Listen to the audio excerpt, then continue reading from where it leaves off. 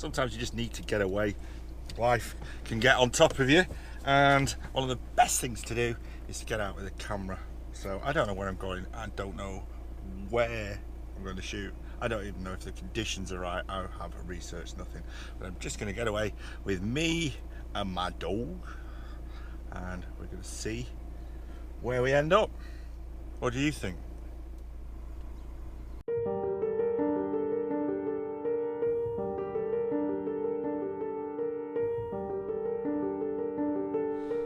So I think if we're going to talk today about anything, it's about Zen of photography and why I come out and shoot, really. And it's not about the shooting, it's about the experience.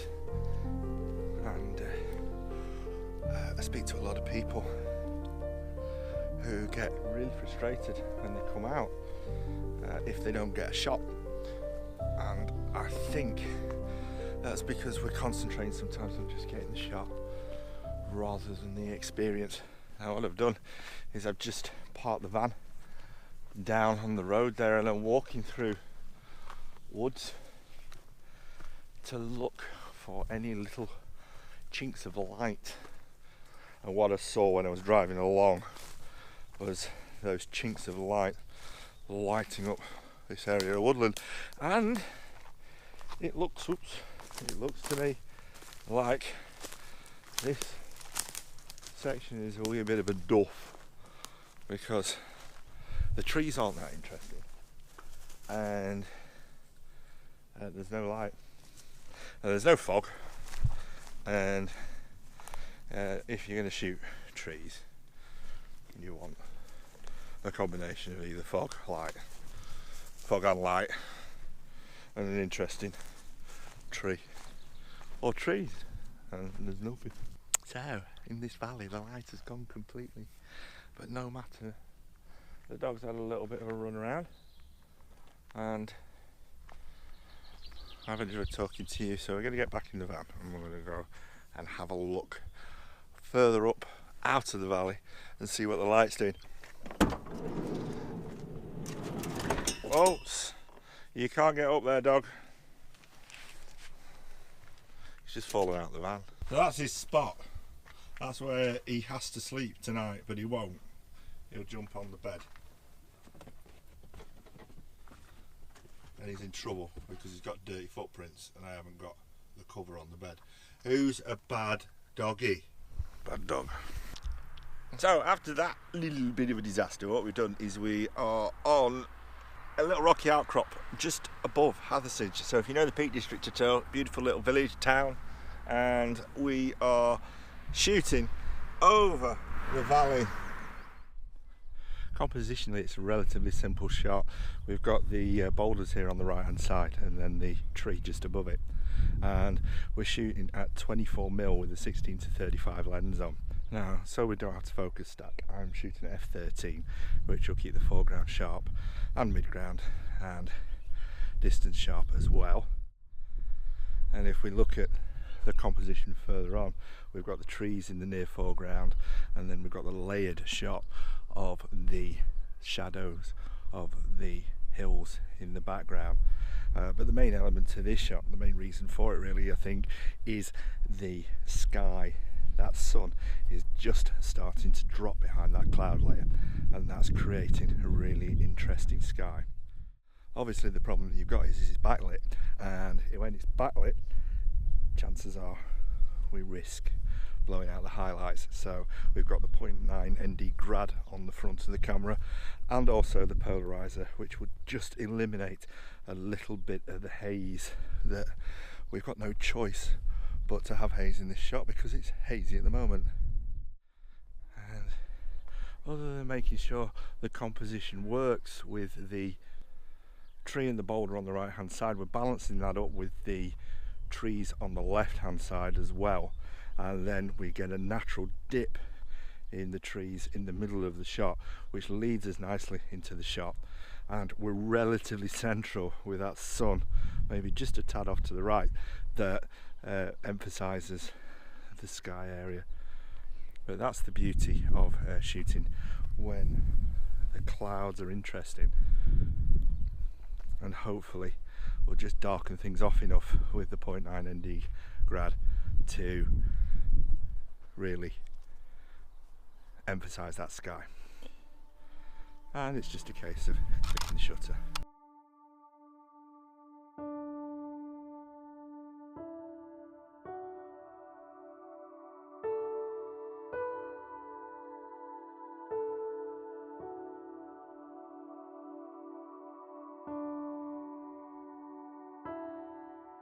As it was getting late, we decided to find a car park for the night and have a sleep, but the dog had other ideas. Steady. Right, I've got to sleep on my own.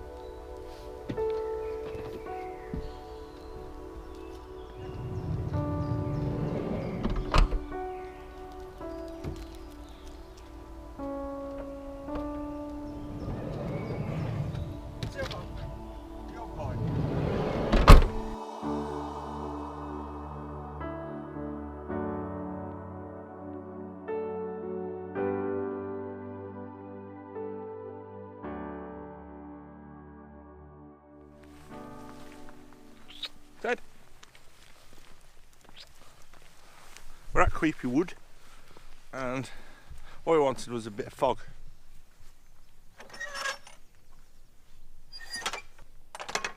And we've got a bit of fog, which is great. Creepy Wood is awesome, and it's creepy. We are going to walk down there because what I like to find is a lone tree, something interesting with light coming through it, and we've got one there. I find that early morning is the best time to come and shoot, to find these conditions. That's the mist or the fog in the wood itself, and then that nice soft diffuse light. If you're really lucky, what you'll get is you'll get the mist, the fog, the soft diffuse light, and then as it starts to break through the sun, I mean, you'll get shafts or rays of light. It's a case of setting up the composition and waiting and hoping and praying that that occurs, and those conditions can come round once or twice a year.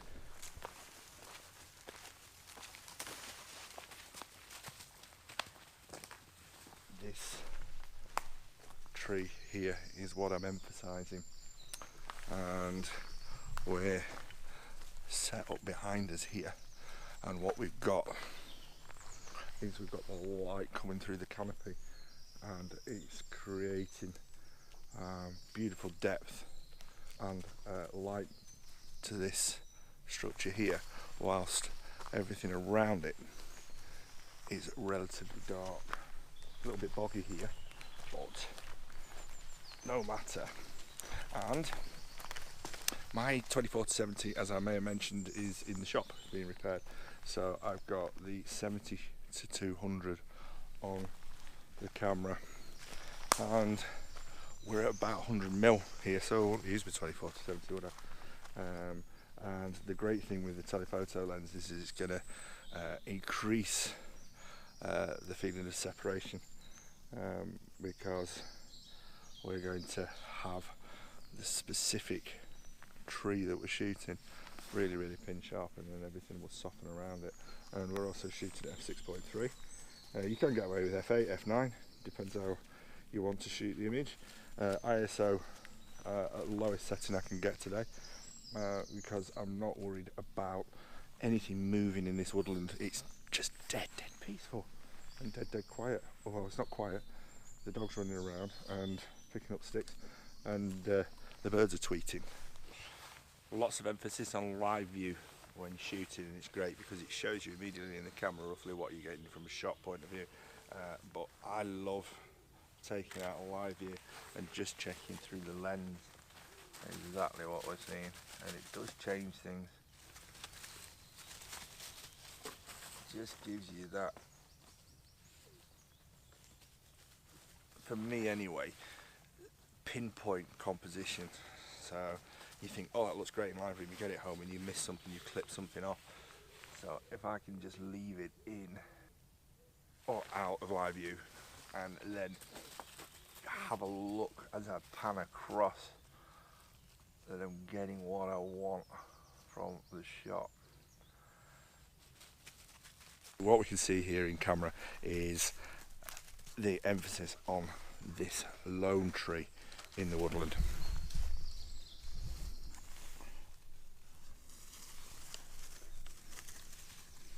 And all we're doing is focusing on the tree. Looked around the area for an interesting composition, because it's really difficult to separate an image in woodland. It's the most difficult thing in the world, and that's where your telephoto lens comes in, or shooting at 70, 80, 90, 100 mil, because you will get that separation, and that's when the conditions come in. You want that soft diffuse light and you want that fog.